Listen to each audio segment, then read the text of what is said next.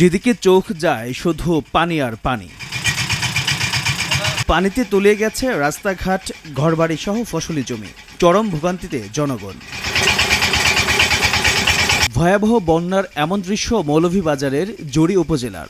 সারা দেশে যখন ব্যাপক উৎসাহ উদ্দীপনা নিয়ে পালন করেছে পবিত্র ঈদুল আজহা, সেখানে জড়িতে দেখা গেছে ভিন্ন চিত্র। বন্যার পানিতে ভেসে গেল উপজেলার 1.5 লাখ মানুষের ঈদ আনন্দ। বছরে 2টা ঈদ, গরিব মানুষ হিসেবে একটু আনন্দ ফুর্তি যায় এই ব্যবস্থা আছে করতাম। ঈদের দিন থেকে যা বৃষ্টি শুরু হয়েছে, কি আনন্দ ফুর্তি করতাম।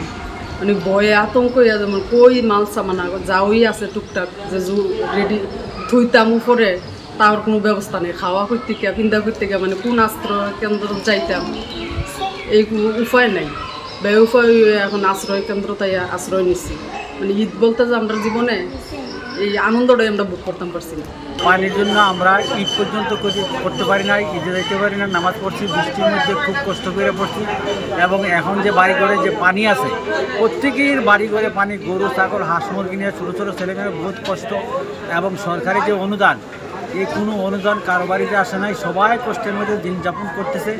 তো আমি বলতেছি আর কি, যাতে সরকারি সাহায্য সবাই পায়। ঈদের দিন ভোর থেকে টানা বৃষ্টিপাতের কারণে এবং উজানের পাহাড়ি ঢলে পানিবন্দী 1.5 লাখের বেশি মানুষ।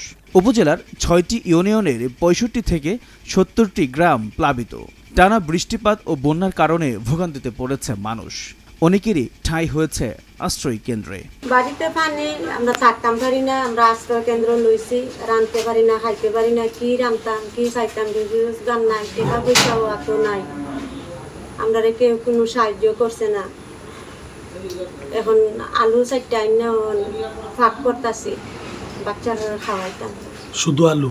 শুধু আলু। আলুর লগে কিচ্ছু নাই? মাছ মাংস? না, মাছ মাংস নাই। গরু চাইল আছে? আছে, নিজের গরু চাইল আছে। কৃষক, শ্রমিক, দিনমজুর, খেটে খাওয়া মানুষদের ঘরে এখন আনন্দের পরিবর্তে বিষাদ। বন্যায় তছনছ হয়ে গেছে তাদের জীবন।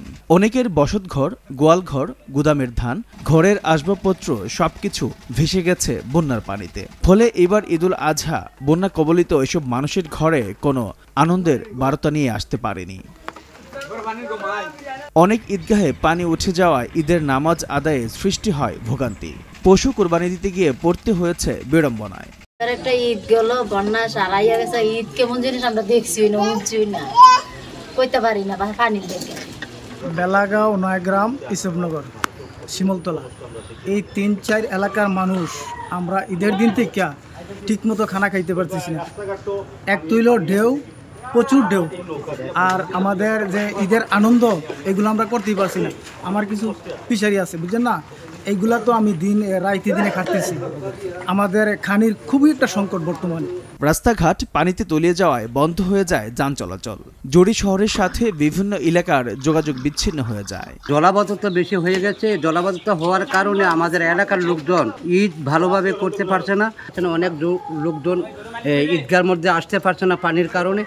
আর যা হোক, এখন আমাদের এলাকায় জলাবদ্ধতা এলাকার লোকজন আমরা বড় কষ্টে আছি। বাচ্চা কাচ্চা নিয়েও আরও সমস্যায় আছি।